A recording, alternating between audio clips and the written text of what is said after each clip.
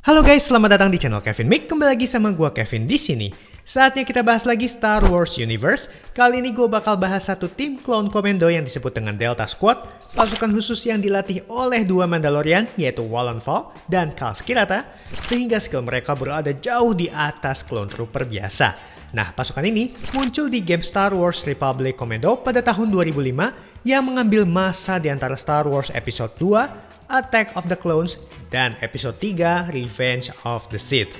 Sedangkan di serial Clone Wars, pasukan ini pernah muncul sesaat di Season 3, Episode 14, yaitu Witches of the Mist. Langsung aja kita bahas dulu karakternya. Seperti yang kita tahu, Clone Commando pun merupakan hasil cloningan dari Jango Fett. RC-1138 atau Boss, leader dari Delta Squad, RC-1140 atau Fixer, hacker dan technology expert, RC-1207 atau Chef, Sniper dan Medic, RC-1262 atau Scorch, Explosion Expert. Dari boxnya ini, 3 sama namun sayangnya satu menggunakan plastic free packaging. Star Wars The Black Series, 3 dengan window dan 1 tidak. Ada stiker gaming grades sebagai penanda bahwa ini dari seri game Star Wars Republic Commando, nama masing-masing dengan codename-nya, dan logo Hasbro. Sisi kiri begini, sisi kanan ilustrasi, atas mini window, dan 1 tidak. Bawah legalisir, belakang ulasan singkat. Ilustrasi minimal yang 1 ini merupakan render. Nomor urut, warning, logo Disney, serta Hasbro. Langsung aja kita buka. Dari bawah selalu lebih mudah.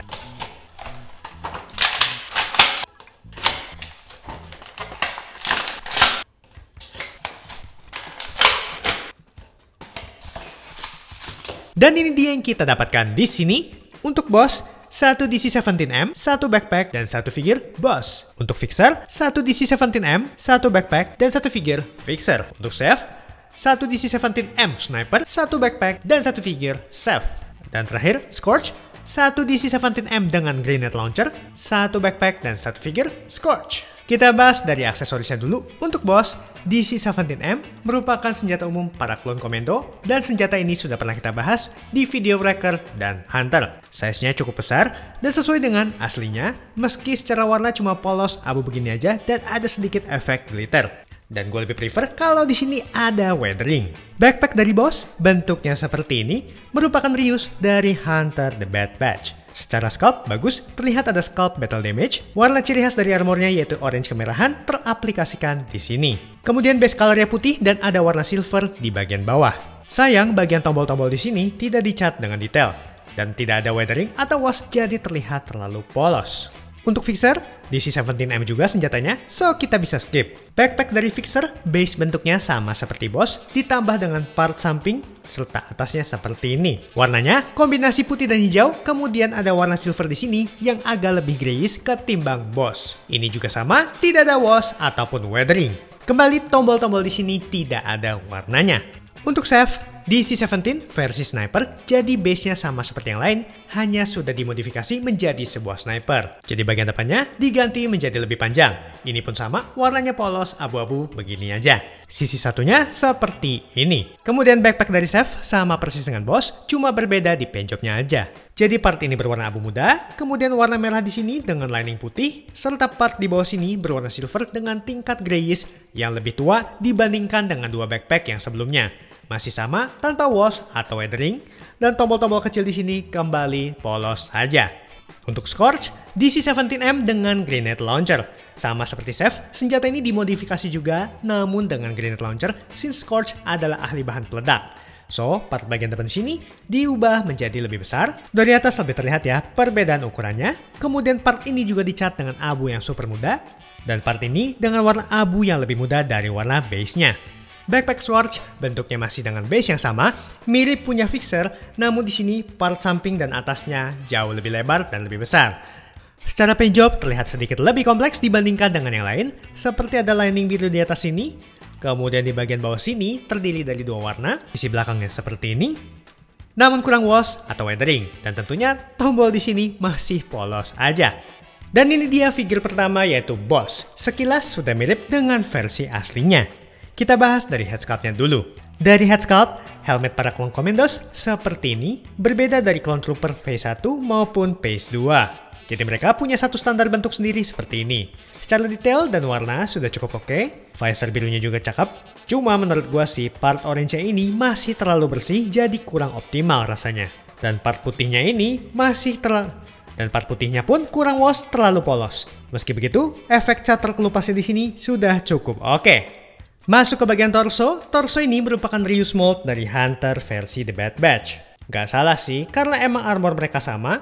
Tapi meskipun begitu, ada perbedaannya. Seperti pada bagian dada atas, dan juga armor di sini.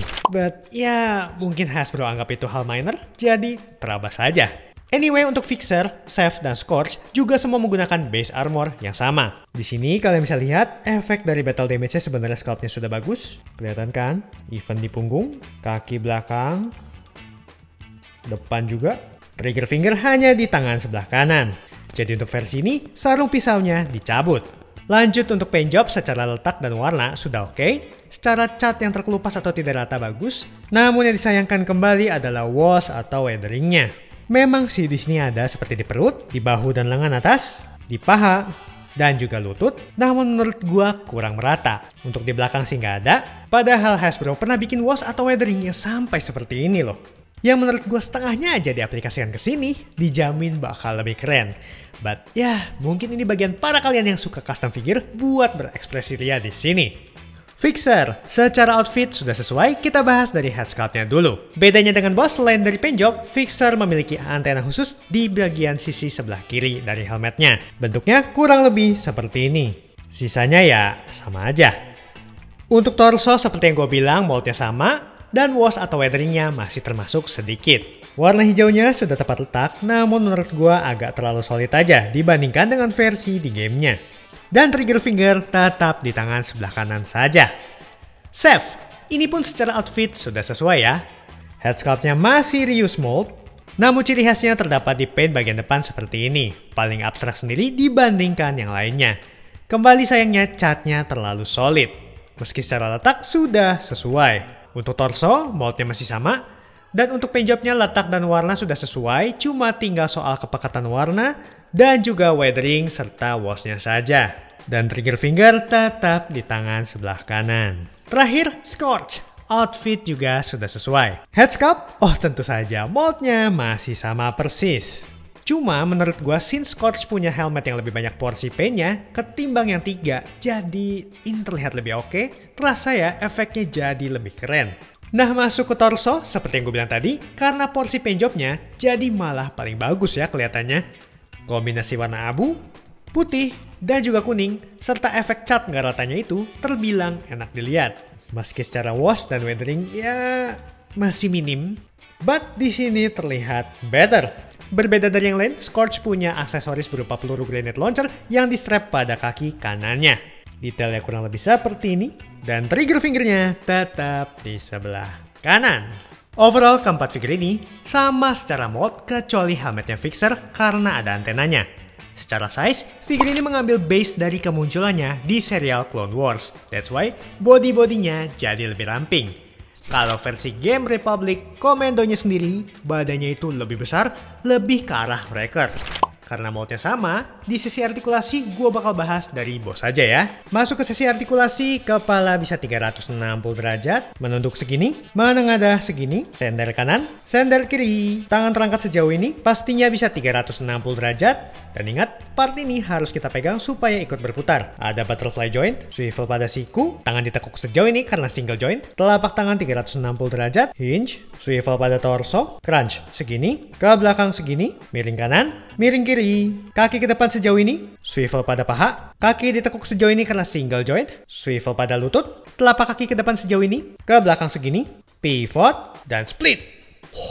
Mantap. Tapak depan dari figure ini seperti ini, kanan, kiri, belakang, atas, dan bawah. Tinggi figure ini berada di 15,8 cm. Dan saatnya berpose ria. Langsung aja gue buat all-in-one seperti ini.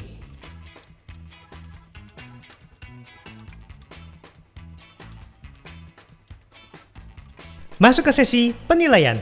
Detail, secara sculpt menurut gue sayang kurang akurat aja. Jadi skornya 4. Paint job, wash, dan weathering merupakan peran penting di sini. Jadi gue kasih 4.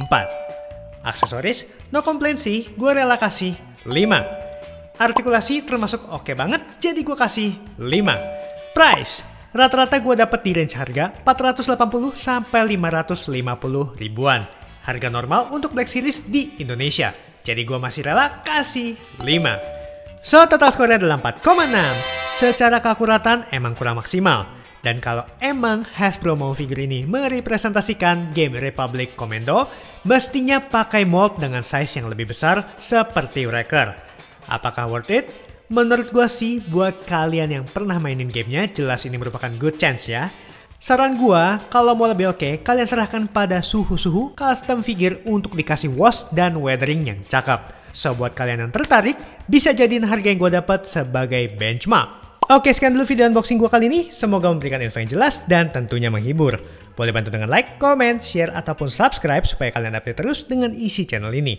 Thank you for watching. See you on the next video. God bless you all. Bye!